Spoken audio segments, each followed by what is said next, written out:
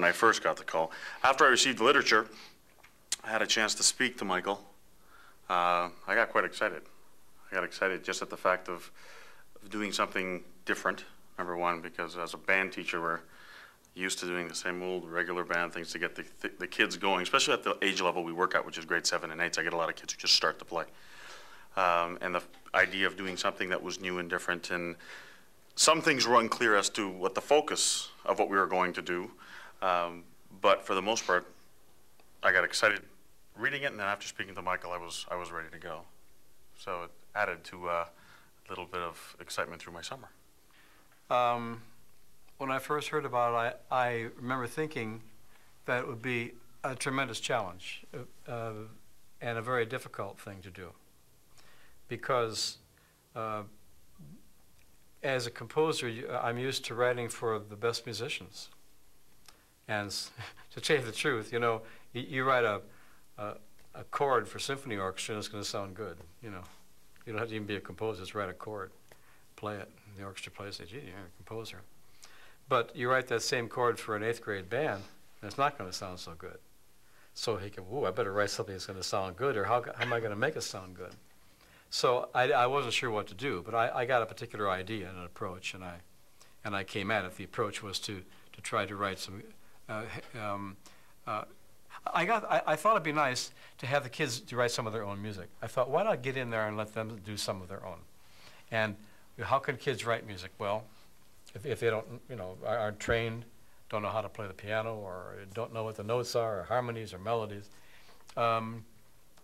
So I thought, well, what if they just use graphic notation? That is to say, just lines and marks on a piece of paper, and then anybody can do that. And you can very quickly understand then how a piece of music is shaped, what these sounds represent, kind of like scales and phrases of normal music. So I thought, that's what I'll do. And Michael said, I'm thinking about having some of the kids write pieces. I thought, wow, this is such a great idea. I mean, the most I did with the kids in the sense of having them write notation was a little bit of theory that we do in their first year, and we take them through basic theory steps. So I finished this great conversation with Michael, and I went to bed, and I'm in bed, and I look over at my wife and said, you know, it's a great idea, but how are these kids going to do this? It's the first thing that came to my mind.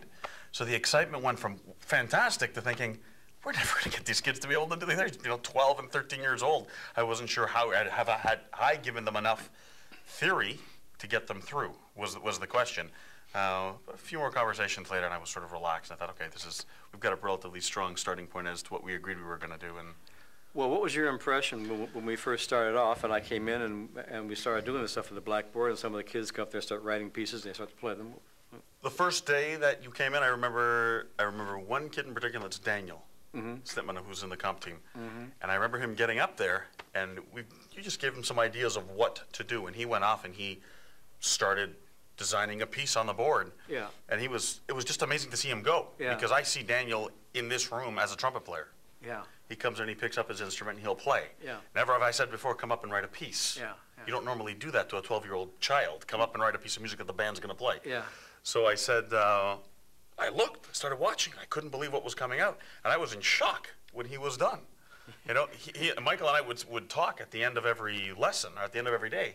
And I said to him, that's Daniel. I can't believe Daniel, he's a bright child. I couldn't believe that we got this out of him, you know, to the extent we had the band play it that day too. The kids had picked up their instruments and gone through it. They also sang through it. So yeah, it's quite remarkable. I was quite amazed. Well, it goes with my idea that everybody can compose. I want kids to see that they can create music. And that's what excites me very much, that it's in them. And if they just have a way to do it, but if you make them write down chords and notes, they have to go and study. It's like studying Greek, you know, for a year or two before they can start. But this way, they can just go and they have a whole shape there and say, "Yeah, I like that. A beginning, middle, and an end." Yeah. So, therefore, I'm not surprised. I've seen many kids come up with things. Some kids are less imaginative than others, but a lot of kids will come up with a shape. Now, sometimes you don't know if they're actually hearing something or visualizing, making an interesting visual construction, you know. Right.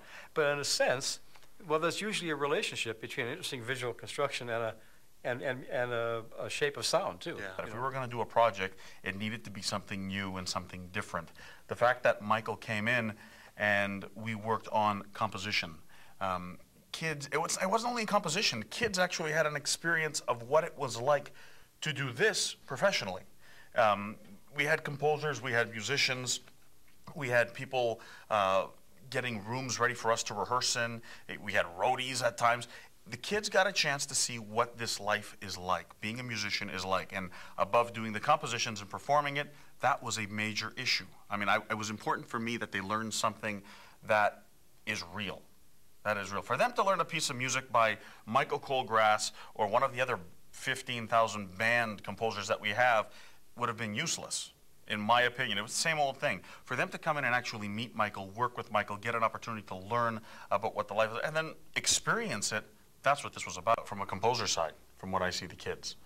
I'm watching kids grow, literally grow, and they're getting a chance to do it through not only the fact that it's music, and we've dealt with music and communication, they're getting a chance to feel free, and they're getting a chance to experience that the possibilities are there, and you're showing that to them, right?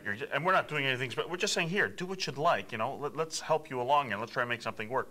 They're seeing this now, so they're feeling free to try new things, and just that from a composer standpoint is great. From the band is seeing the possibilities, and they're wanting to continue to play, and that's a major thing here.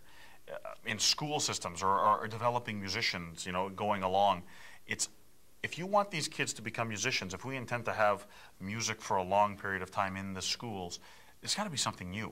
There's got to be something they can see, right? That's very, very important, that it's not the same old thing. And if you excite them, the biggest thing is, and I use this word now, is excitement. I'm seeing this excitement in the kids that is different. It's a different type of excitement that I saw last year when I dealt with these kids, and we didn't get a chance to do this. And that excitement is from the fact that they're experiencing something new, different, and they're being asked to contribute.